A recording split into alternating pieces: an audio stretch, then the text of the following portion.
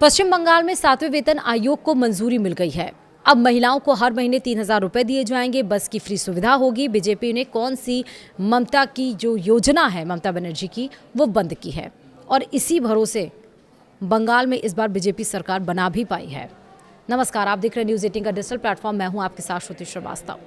पश्चिम बंगाल की बीजेपी सरकार ने अपनी पहली कैबिनेट बैठक में ऐतिहासिक फैसले लेते हुए राज्य के कर्मचारियों के लिए 7वें वेतन आयोग को मंजूरी दे दी है।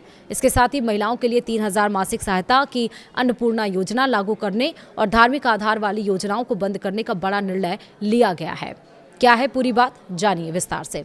दरअसल पश्चिम बंगाल की सत्ता संभालते ही नई भारतीय जनता पार्टी यानी कि बीजेपी सरकार ने राज्य की राजनीतिक और प्रशासनिक व्यवस्था को बदलने वाले कई बड़े और ऐतिहासिक फैसलों पर मुहर लगा दी है।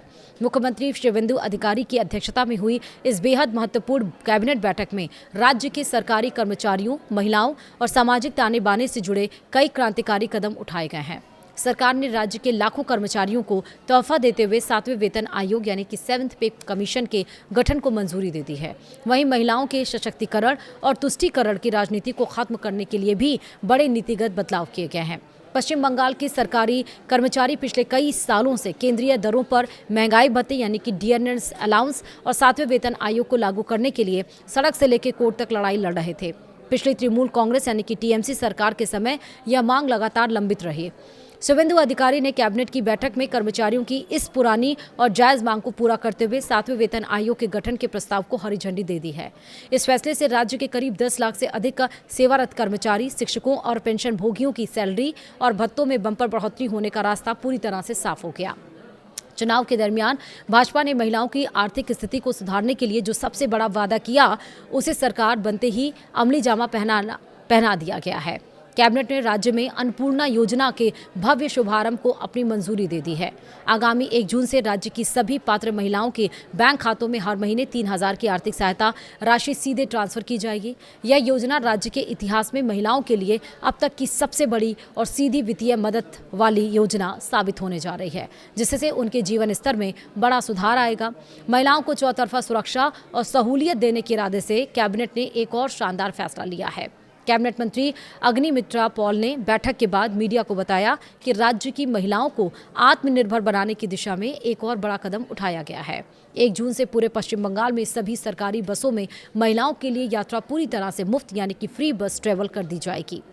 इस फैसले से विशेषकर नौकरी पेशा महिलाओं, कॉलेज जाने वाली छात्राओं और गरीब वर्ग की गृहिणियों को रोजाना के सफर में बड़ी आर्थिक राहत मिलेगी। वहीं नई भाजपा सरकार ने साफ कर दिया है कि राज्य में अब शासन और विकास केवल योग्यता और जरूरत के आधार पर होगा, न कि किसी तुष्टीकरण की नीति पर। कैबिनेट ने एक बड़ा और कड़ा फैसला लेते हुए यह साफ कर दिया है कि राज्य में धार्मिक आधार पर बांटी जाने वाली तमाम सरकारी सहायता बंद की जाएगी। आगामी जून महीने से किसी भी ऐसे समूह या संस्था को सरकारी खजाने से वित्तीय मदद नहीं दी जाएगी जिसका वर्गीकरण धार्मिक आधार पर किया गया हो।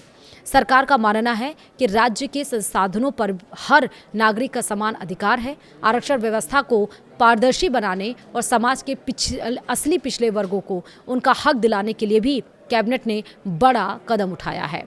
कोलकाता हाई कोर्ट के फैसले को लागू करते हुए सरकार ने मौजूदा राज्य अन्य पिछड़ा वर्ग यानी कि ओबीसी सूची को पूरी तरह से रद्द कर दिया।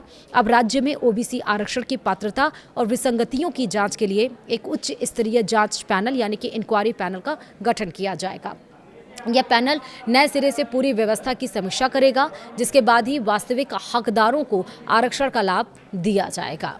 तो यानी कि सरकार गठन होने के साथ साथ एक्शन मोड में भी शुवेंदु अधिकारी नजर आ रहे हैं। जो वादे किए हैं उन वादों को पूरा किया जा रहा है और सबसे बड़ी बात कि 7th पे कमीशन बंगाल में लागू कर दिया गया है। वीडियो में इतना ही। नमस्कार।